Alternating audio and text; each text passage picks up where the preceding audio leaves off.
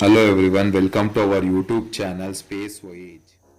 SSMS-POC, that is Small Spacecraft Mission Service Proof of Concept flight with rocket Vega has been postponed due to the strong track of typhoon Mesak over the South Korea, where the Jeju telemetry station is located. ARIANESPACE said that a new launch date will be set based on the evolution of tropical storms situation over the Jeju station and its consequences.